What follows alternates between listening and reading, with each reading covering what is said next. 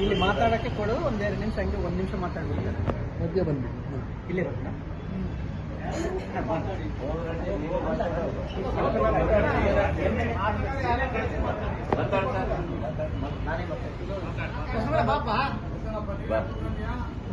Hello sir, ನಮಸ್ಕಾರಗಳು. ನಮ್ಮ MLA ಸಾಹೇಬರಿಗೆ, ಶಾಸಕರಾದಂಥ ನಾರಾ ಭರತ್ ರೆಡ್ಡಿ ಅವ್ರಿಗೂ ಮತ್ತು ನಮ್ಮ ಗ್ರಾಮಾಂತರ ಕ್ಷೇತ್ರದ ಶಾಸಕರಾದಂಥ ನಾಗೇಂದ್ರ ಅಣ್ಣನವ್ರಿಗೂ ನಮ್ಮ ತುಂಬ ಹೃದಯದ ಧನ್ಯವಾದಗಳು. ನಾವು ಟ್ರಿಪ್ ಅಂತೇಳಿ ಬಂದಿದ್ದೀವಿ, ದುಬೈಗೆ ಬಂದಿದ್ದೀವಿ. ಇವತ್ತಿನ ದಿವಸ ನಮ್ಮದು ಸಾಯಂಕಾಲ ಸಂಜೆ ಫ್ಲೈಟ್ ಇತ್ತು 9 ಗಂಟೆಗೆ.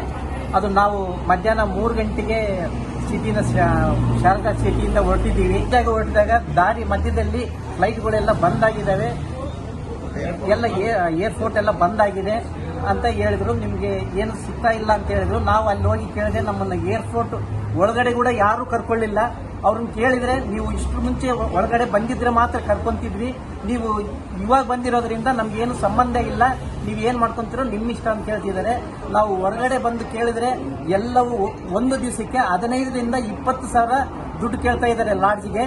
ಆದ್ರೂ ದುಡ್ಡು ಕೂಡ ನಾವೆಲ್ಲ ಟ್ರಿಪ್ ಮಾಡಿರೋದ್ರಿಂದ ಇವತ್ತು ಕೊನೆ ದಿವಸ ಆಗಿರೋದ್ರಿಂದ ನಮ್ಮ ಹತ್ರ ಯಾರ ಹತ್ರನೂ ಕೂಡ ದುಡ್ಡು ಕೂಡ ಇಲ್ಲ. ದಯವಿಟ್ಟು ಇದಕ್ಕೆ ಏನಾದರೂ ಒಂದು ವ್ಯವಸ್ಥೆ ನಾರಾ ಭರತ್ ರೆಡ್ಡಿ ಅಣ್ಣವರು ಮತ್ತು ನಾರಾ ಭರತ್ ರೆಡ್ಡಿ ಸರ್ ಅವರು ಮತ್ತು ನಾಗೇಂದ್ರ ಅಣ್ಣನವರು ಸೇರ್ಕೊಂಡು ಇದಕ್ಕೆ ನಮ್ಗೆಲ್ಲ ಮತ್ತು ತುಕಾರಾಮ್ ಸರ್ ಅವರು ಸೇರ್ಕೊಂಡು ಇದಕ್ಕೆಲ್ಲ ಒಂದು ವ್ಯವಸ್ಥೆ ಮಾಡಬೇಕಂತೇಳಿ ತಮ್ಮಲ್ಲಿ ಸವಿನಯ ಪ್ರಾರ್ಥನೆ ಮಾಡ್ಕೊಳ್ತಾ ಇದ್ದೀವಿ. ಇಷ್ಟು ಜನ 50 ಜನ ಬಂದಿದ್ದೀವಿ ನಾವು.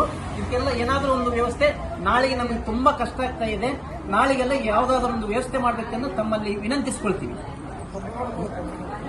ನಾಗೇಂದ್ರ ಸಾಹೇಬರಿಗೆ ನಮಸ್ಕಾರ ಮತ್ತು ನಾರಾ ಭರತ್ ರೆಡ್ಡಿಗೆ ನಮಸ್ಕಾರಗಳು.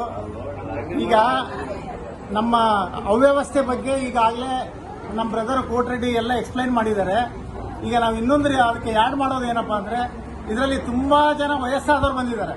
ನಾವೆಲ್ಲ 70 ಎಬೋ 80 ಎಬೋನವರು 4-5 ಜನ ಇದ್ದಾರೆ. ತುಂಬಾ ಕಷ್ಟ ಆಗಿದೆ. ಆಮೇಲೆ ಎಲ್ಲರ ಹತ್ರ ದುಡ್ಡೆಲ್ಲ ಖಾಲಿ ಆಗಿದೆ. ಹಾಗಾಗಿ ನಮಗೆ ರೂಮ್ಗಳು ಸಿಗ್ತಾ ಇಲ್ಲ. ಈಗ ಏನೋ ವ್ಯವಸ್ಥೆ ಮಾಡಿ ಈಗ ನಾವು ಪ್ಲಾಟ್ಫಾರ್ಮ್ನಲ್ಲೆಲ್ಲ ನಿಂತ್ಬಿಟ್ಟಿದ್ದೀವಿ. ಅದಕ್ಕೆ ನೀವು ಅಂಬಾಸಿಡರ್ ಹತ್ರ ಮಾತಾಡ್ತಿರೋ ಅಥವಾ ಸೆಂಟ್ರಲ್ ಮಿನಿಸ್ಟರ್ ಹತ್ರ ಮಾತಾಡ್ತಿರೋ ಅಥವಾ ನಮ್ಗೆ ಏನಾದರೂ ಒಂದು ನಾಳೆ ನಾಡೋದಕ್ಕೆ CM ಹತ್ರ ಮಾತಾಡ್ತಿರೋ ವ್ಯವಸ್ಥೆ ಮಾಡ್ಕೊಡ್ಬೇಕಂತೇಳಿ ತಮ್ಮಿಬ್ಬರನ್ನ ಸವಿನಯ ಪ್ರಾರ್ಥನೆ ಮಾಡ್ತಾ ಇದ್ವಿ.